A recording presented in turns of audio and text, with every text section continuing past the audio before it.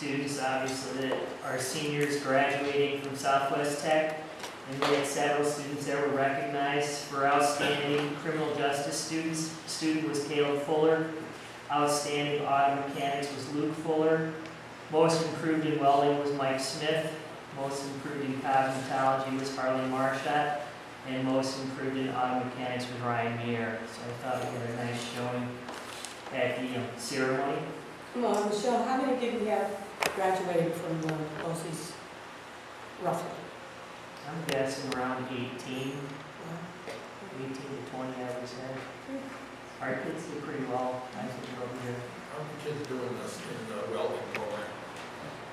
How did what? How do the kids do in the welding program? I was over there for the open house, and they were saying that there's a final exam that's state certified. I don't know if they've taken that. Oh. I haven't been given information on the report on that. That's quite strict. You know, they can get a state certification for welding. That's something they can use the rest of their lives. Well, there's some kids that take the CDL test if they're old enough, and I don't have any kind of results on that. Our kids have been doing Regents testing since last Wednesday, and as we get results, we let the kids know. There are some that are able to use the RCT program if they don't fit the safety net. And for our English 11, there were no students that fell below the safety net, and everyone passed in the regular ed program that doesn't have IEPs. And algebra, I think we lost one student as far as failing the class. The others, there's a few kids that will need some remediation in history, U.S. history, a couple in global. That seems to be the harder of the exams so far this year. And physics, we had one that did not pass, we had a 64, and the rest of all passed. So for the most part, we're doing okay with our testing as far as our kids meeting the state graduation requirements. Last Thursday, we did a district network team presentation to our full staff. They did a Marzano framework training, so that that's the rubric that our union negotiated with our district for the 60% observation piece of the APPR. So we did training on that to expose people to what will be used as an observation tool next year. Myself and 6 other teachers today went to an SLO workshop, which is a student learning objectives workshop, and that's the 20% state growth piece of the APPR. So 60% is the observation, 20% is this growth score from student learning objective piece. That, Lynn, you were asking about that, an SLO has to be written by teachers who don't have a state test that gives an automatic growth score. So teachers that teach 4th through 8th grade, their score will come from the state because they'll use the 3rd grade result and compare it to the 4th grade result to get a growth score. So they're taken care of, and then they had to figure out, well, how are we going to do this with everybody else? If you are a teacher who teaches a class that has a state assessment, then you have to use that state assessment as the final assessment. So science teachers will use the Regents exam as their assessment tool, but you can't get a growth score just from the assessment because there's nothing at the beginning of the year. So the SLO teachers have to look at baseline data or evidence to support where are their kids starting from and where do they expect to get them by the end of the year, and kind of set goals and targets to where you expect them. So the goals would be based on, they'd use the goals based on the following year? So they No, because every year it starts new because your mixture of students could be different depending on how much growth they had the year before, or new kids in, other kids out, and you might have a class that has a high level of C-type students grade-wise, but your SLO, you look at what your student population is, and then you figure out how far can I get them in a year. So if a student came out of ninth grade with like a 70 average, kind of consistent in their social studies program, you wouldn't really set an SLO that you expect to pop that kid to a 95.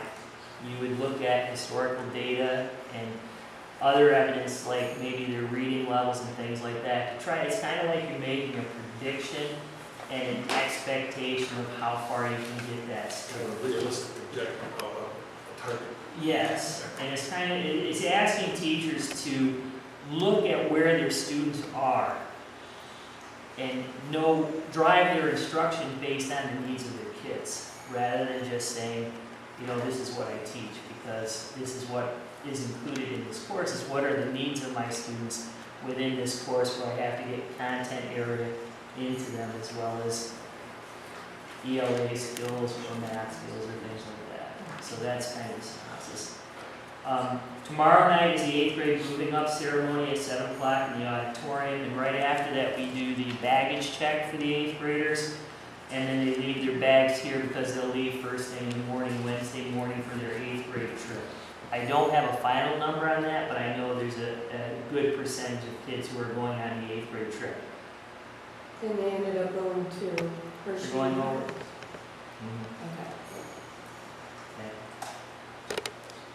Friday is a session for K through 12 students. Of course, the 8th grade will be gone, but we'll do the 7th grade awards assembly at 8 o'clock in the morning. And then I'm going to do the 9th through 12th grade awards assembly at like 10:10 to 11:10. There's senior graduation practice at 8:30 in the gym. We're going to try to put in a 6th, 7th grade orientation where we buddy 7th graders with 6th graders to kind of do what we used to do in the summer orientation, use this day to do that, as well as some fun activities. Mrs. Alford already had the students go to each of the teachers, and they talked about their course and what's the expectation. So this is more of an informal, let's get to know each other type plan. That's what we're hoping to come up with between now and then. So, and then graduation is Saturday night at 7 o'clock in the gym. And we do have a new sound system that's being updated and installed so that my graduation can sound better. Good. Long coming. Yes. Just for Lauren, a couple of things from the elementary. Kindergarten graduation went very well, as it usually does, packed house. It went very nice. It was a good ceremony. I looked at it. Oh, yes, you were. Yeah, it was, I wish they were all that short. I wish they were all that short. Oh, yeah. Well, if you had it much longer up on stage, it would. Yeah. The kids are. I mean, 22 minutes on stage is, It's a long time for those kids. But they did a great job. The sounds were great. The songs, one of the things that was really neat, every student this year got to speak and got to hold the microphone. Oh. And some had, 4 or 5 words, some had 5 sentences, depending on their abilities. Yeah. But it was neat because they got to hand the microphone around. So that went over very well. And parents, as soon as their child is speaking, the Yeah. flashes were just going. Yeah. So it was very nice. The award ceremony was done for the early elementary already because of the end of the year. Pretty much any day of the week, half the school was empty the last week and a half with field trips. One of the big different things that happened this year because of the reading incentive group that we had together of staff, there was a hike to Mount Aaron. One day it was 3rd and 4th grade, the other day it was 5th and 6th grade, and it had to do with their Mount Peaks reading, how many books they read, how far they got up the mountain. So then they all got to go on a hike. That went very well. They also had a big carnival outside, which was again effects of their reading and how much they read. They had cotton candy, they had popcorn machines, they had free bike giveaways, they had all types of prizes, and it was all encouragement for reading. So it was very nice. The kids were thrilled with it. And lots of carnival games. So that's pretty much it for the elementary. A couple things in general that we need to talk about. Summer school this year for here, we normally have a 5th through 8th grade summer school. At this point, we have 2 students. That's extremely low. We have to decide whether or not we want to run it for 2. I have no staff wanting to work, is the second part of it.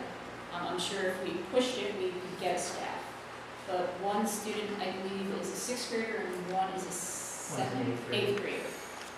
One of the options we could do is to, at least with the eighth grader, is see if they would go to Governor, because they do a 7th and 8th grade summer program there. I'm kind of throwing it out for your opinions, folks. And how would they get there? Is that Parent. how much is the cost? For my understanding, $58 per course. Now, one of the things Michelle and I talked about today, if we sent the 8th grader, what we could do with successful completion of the course, pay for the course.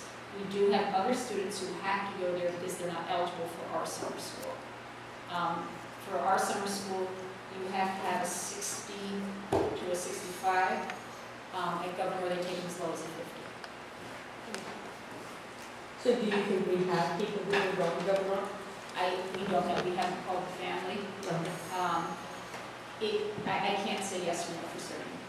I do know, however, that we do have a bus that goes over for our special ed students to Governor, except for that person who would be there all day then, unless we did a separate run over to pick them up, which obviously then would run into expenses. But we do take a group of students over just to Governor daily. But if we did that, then the parent would only be responsible for paying for One way. Right. And they probably would not be the only child from here going, that'd be my guess. And whether or not parents want to join the forces, or share rides, that would have to be their decision. Right. But to try to do a summer school for 1 or 2 children would also be extremely difficult. So you're saying 6th grade is just one course taken over there? For One course if they're at Lowen, or is there many courses? what they could do for 8th, 7th, and 8th grade is they could take 2. And And 6th one- grader is Lowen a lot, The all 6th courses? grader they would not take that, the 6th grader for summer school. Is there any way that the student can be tutored this summer? That, another option. You hate to see a student left behind because of Right. us, tutoring is doing well. We're also still dealing with that one particular parent. It might be in the child's best interest to repeat. We do have one 7th grader that has not passed all 4 of his core classes, and one 8th grader does not pass all 4 of the core classes. Right. So They're they not- wouldn't be eligible for summer school here no matter what. Right. Any opinions, folks? Well, first we have to find out that 8th grader wants to probably put them going, right? I guess I'd like to get the parent of the 6th grader Right. and see, is there options they want to do the student behind a year? If they want to mature even better, or tutor may help them? Okay. The other thing is it's very difficult to have a summer school class of 1. Well, it would Not a lot of be a give and tutor. take. That's what it would be. It would be a tutor. Right. Right. Which, in some ways, you move at your own pace, you would, on the areas that are specific to that student, you would work on.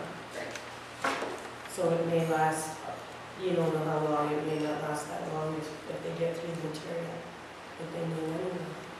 But yeah, I guess we have to see if they're interested in retention or not.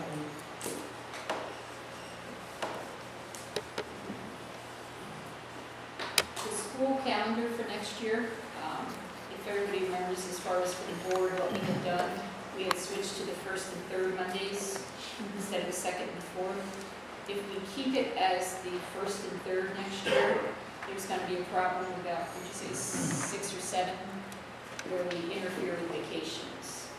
So my recommendation is either to go back to the 2nd and 4th or look at a different night. Well, we changed before because of the busing schedule. Right. What are our options there?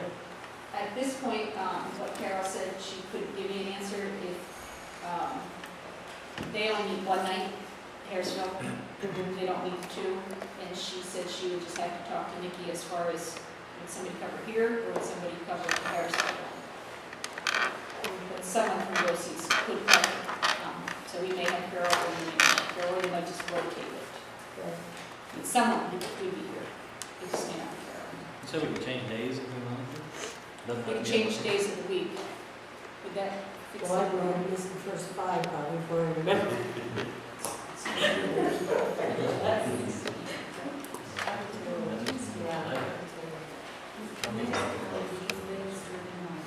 Right.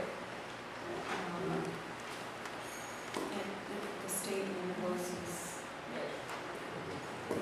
One of the things Kay and I were talking, if we, do they have this proposed? Oh, okay. May itself, just because of the dates we have to have, we already know we're going to be meeting May 6th, May 14th, May 20th, May 21st. Right. So those are 4 dates in You May. don't have to meet on the 20th. You could meet on the 21st, which is the day of the budget vote, but I won't be available to you, because I have to oversee that. Right. And that was one of the things we talked about, we could bring in someone else to take Kay's place, so that we wouldn't have to do 2 nights back to back. Right. Your meetings in May are pretty much driven by the state budget dates and the BOCES budget voting. Would it be But, beneficial to switch days? well, one of the things we looked at. Not in April. April, you have to meet April 22nd for the BOCES budget. And the vacations are they just Monday vacations or is it the week? 2 of them are. So 2 of them would be September 4th, we would have to be a Tuesday, January 22nd, we would have to be a Tuesday. The February 18th runs during the vacation, so that would be any night. The organization has to be July 2nd because of the vote. Right. And then, like I said, May, the 4 dates in May.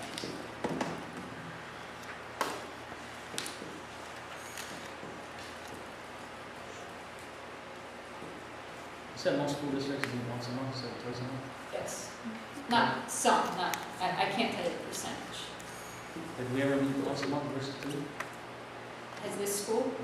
Yeah. Not to my knowledge. Oh. Well, we had a couple of them that we always said were optional. If we didn't need them, we wouldn't meet.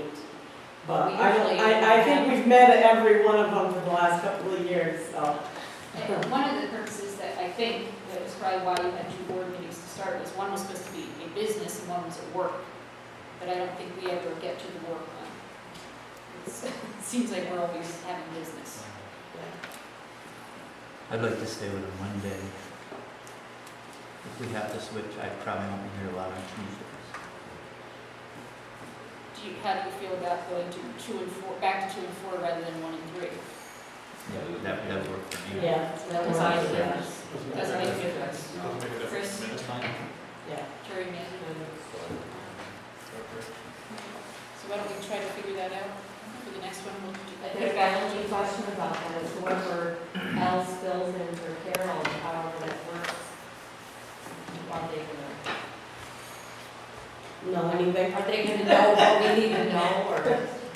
I mean, during budget. Time, that's. Right. Well, during budget, we already know what our 4 meetings are. Oh, you mean during the, I'm sorry. Right. Right. I mean, that would be up to the BOCES office.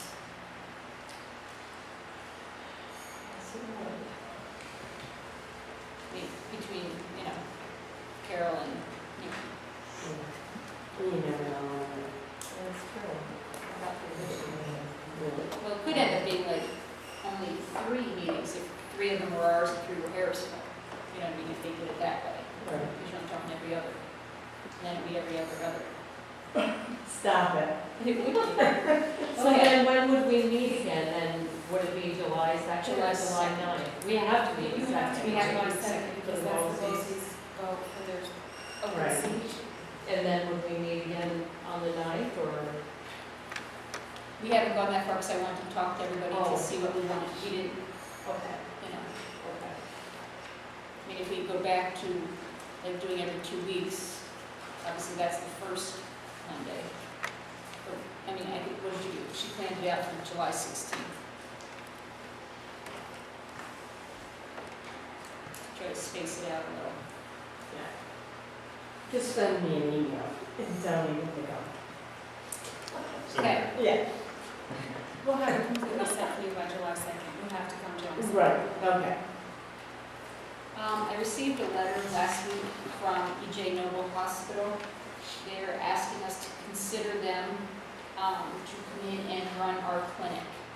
What they're offering us is part-time, 3 days a week with a RPA.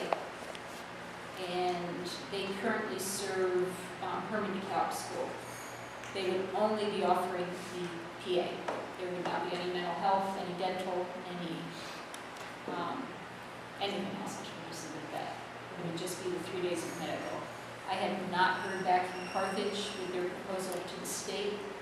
My understanding was it's still in the state's hands whether or not they will allow them to work here 3 days a week.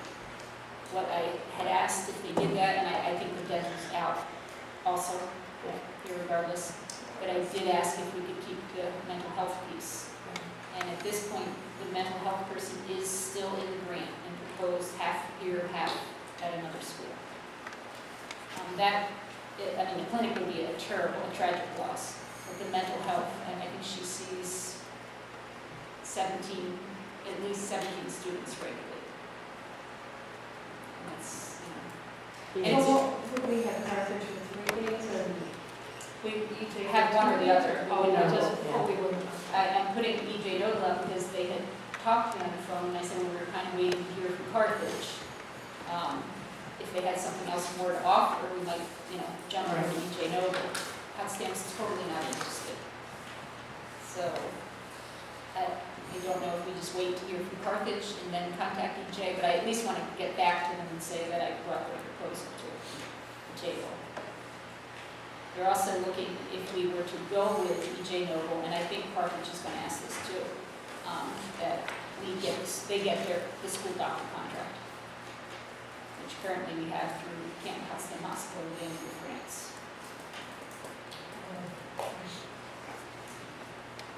So Healy would be the provider.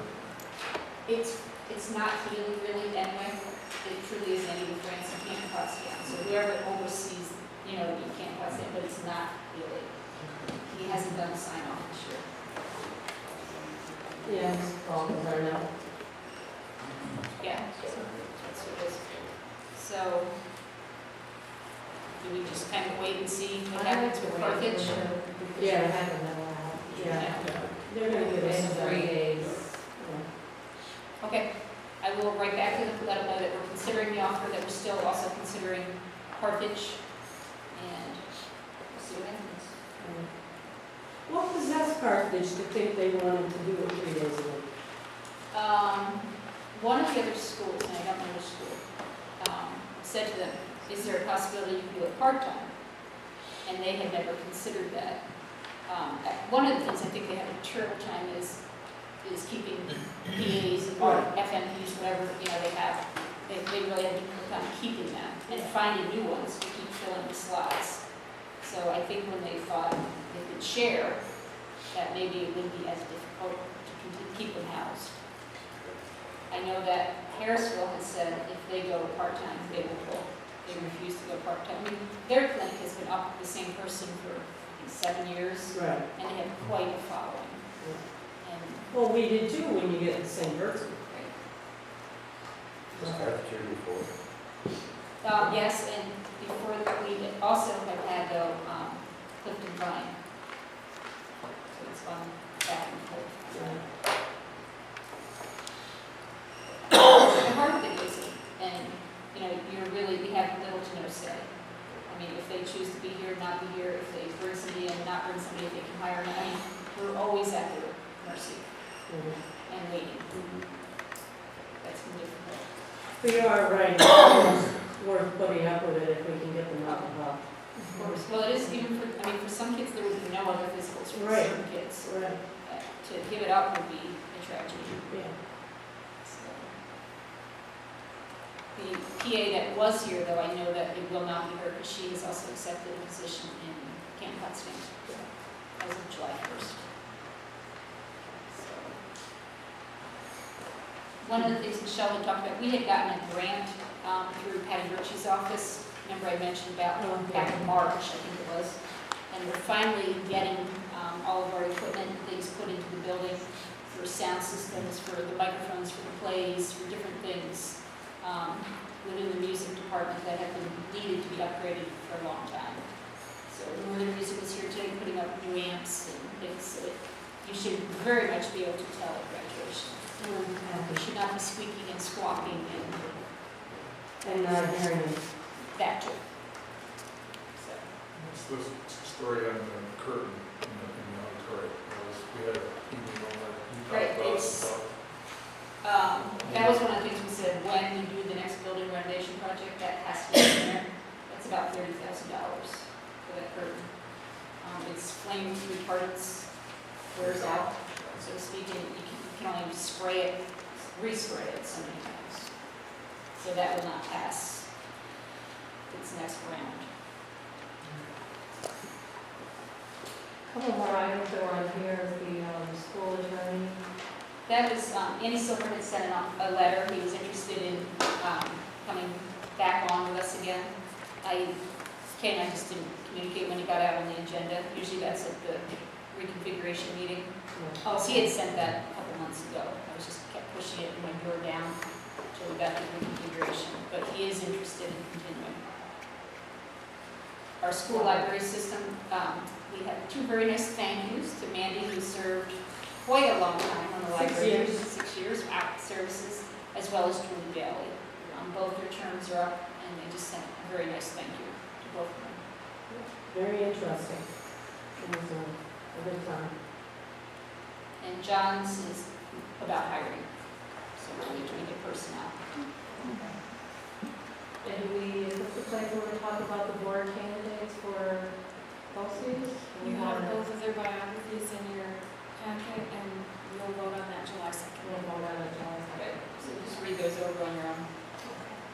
And it's to replace someone due to Is fatality. there one vacancy? One vacancy, one expired. So somehow we'll all have to come to some sort of a consensus. on who we want and all that. Is there anything else for regular session?